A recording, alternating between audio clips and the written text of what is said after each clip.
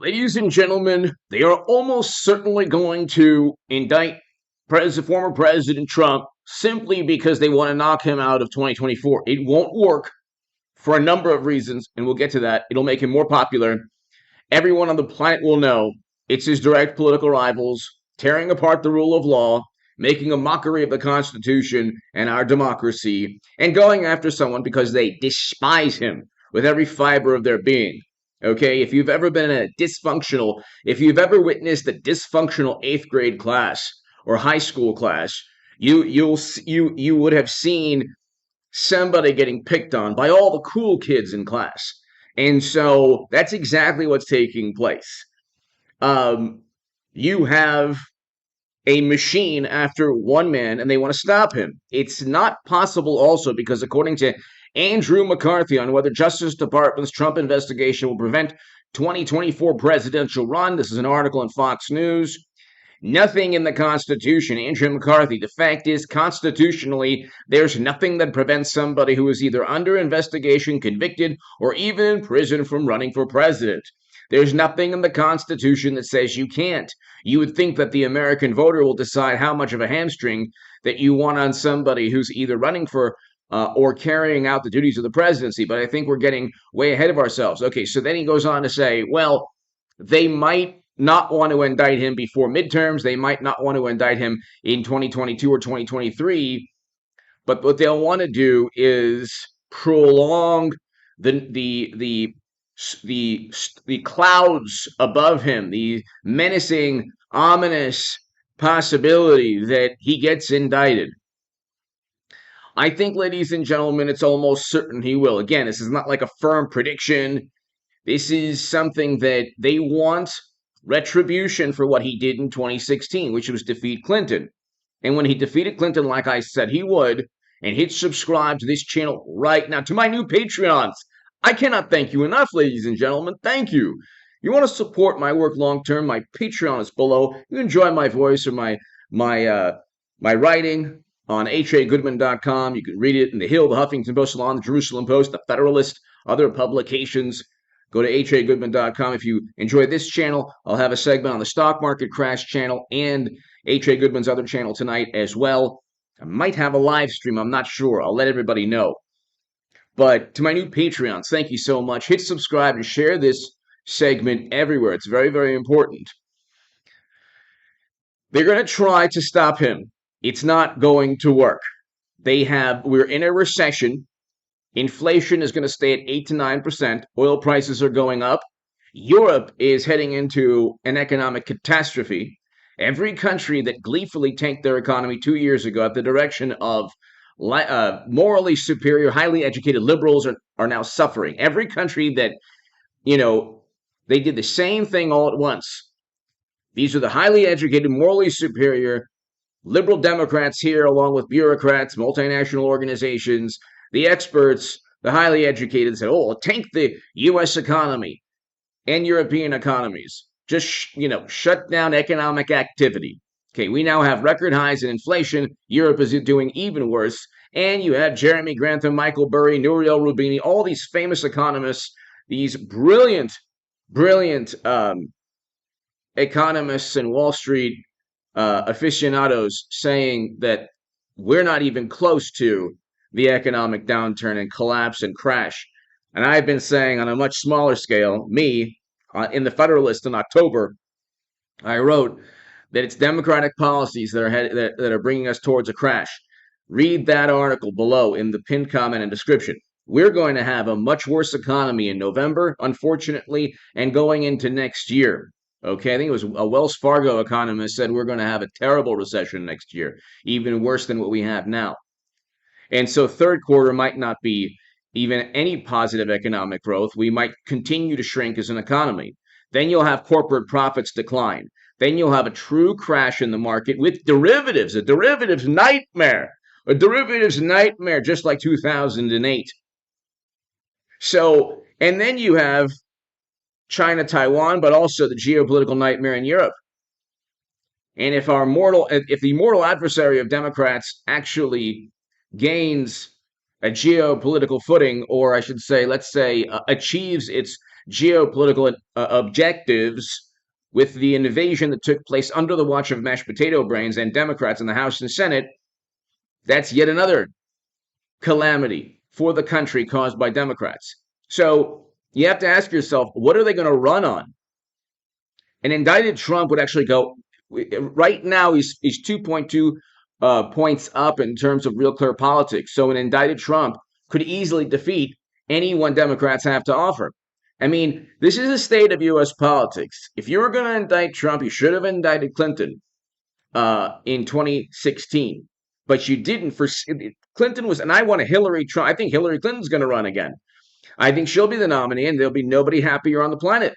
I used to be the biggest Bernie Sanders booster on the internet, according to the Huffington Post. I used to be the unofficial scribe of Sanders' most hardcore voters, according to the Washington Post. I said that if they went with Clinton, they would lose. Then they got three conservative Supreme Court justices because I told them they would lose with Clinton. Now, apparently, the Kremlin hacked the DNC to inform the country that Bernie Sanders was cheated, thus influencing the course of U.S. history. If you believe that, then you should also want Clinton to become the nominee again. So I want them to double down on their madness. And I think that we need a Hillary Trump 2024 because we need to relive 2016 for a number of reasons. This is a Clintonian political and public relations stunt by Merrick Garland. He's a former president who lawfully obtained the documents. They can get him on obstruction if his lawyers or Trump did something to prevent the Federal Bureau of Investigation. Let's say he had more classified data than he originally stated he did. They could then say, he lied to us. He was obstructing justice. So that is actually what Andrew McCarthy and Judge Napolitano stated in their article. Judge Andrew Napolitano, brilliant man in the Washington Times, and Andrew McCarthy stated that in the New York Post.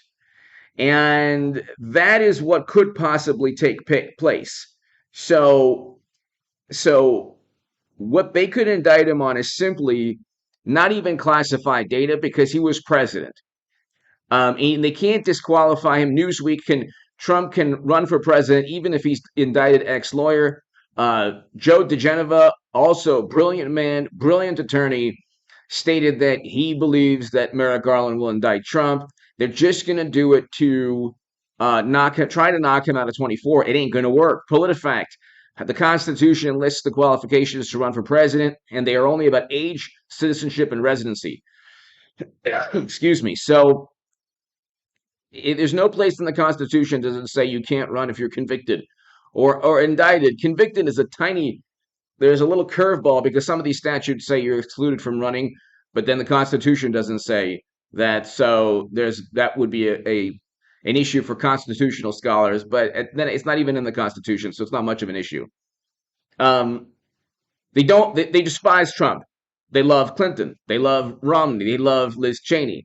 This is a theatrical performance we're seeing. This is not about truth or justice or democracy. They have redefined democracy just like they've redefined other words to suit their own political interests.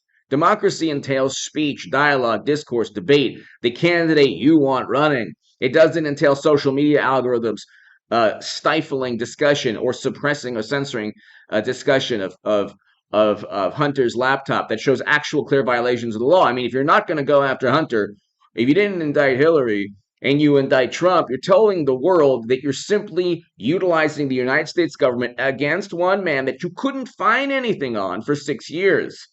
Now, the timeline here is very important.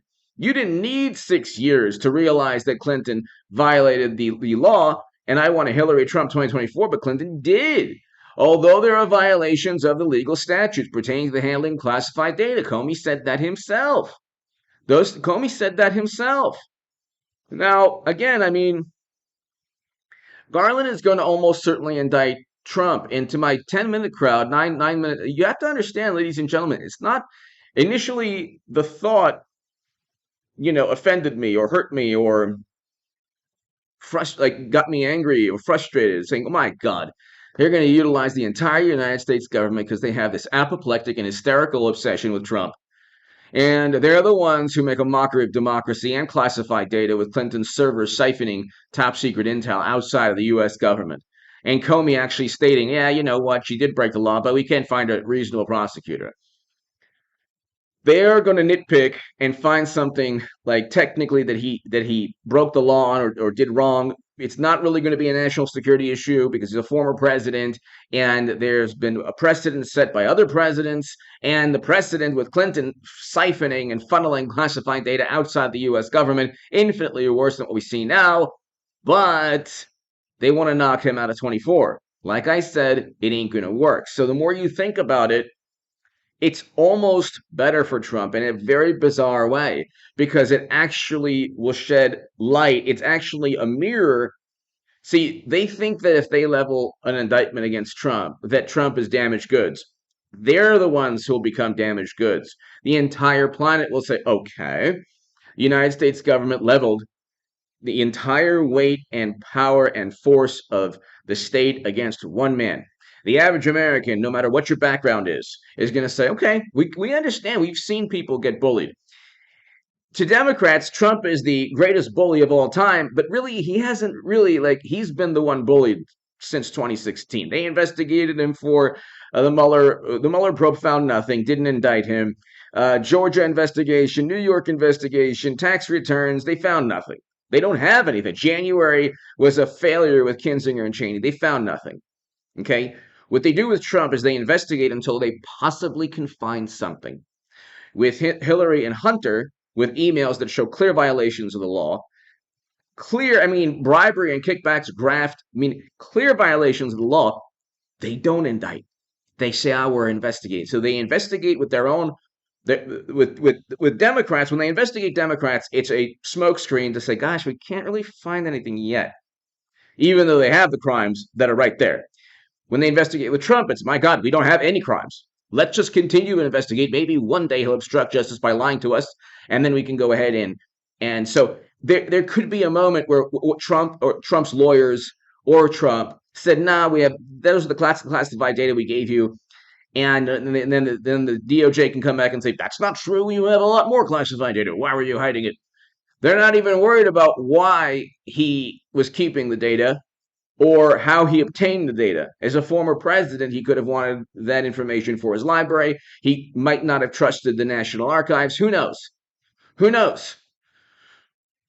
It wasn't a secret servers that even President Obama didn't know of. And it's not clear violations of the law in terms of graft with Hunter and Joe. But with Trump, it's, oops, you stepped out of bounds, and we're just gonna come at you with everything we have. The average American, the average person around the planet will understand what's going on. We've all seen somebody get picked on, and that's what's taking place. They despise him. The most moronic and the most absurd theatrical performance is to pretend that this is all apolitical, that you just care about the rule of law and the Constitution. They don't care about that. Like I said, there's Hunter, there's Hillary, there's other issues also. They've had issues with servers in Congress. It's been a complete debacle the past 6, 7, 8 years. Okay? But what Trump needs to do, slowly but surely, is not just, you can't just complain about the Mitch McConnells. You have to replace McConnell in the Senate with a Trump Republican. You can't just complain about the Washington Post. You got to buy a newspaper. Okay? Buy a newspaper. Bezos did it.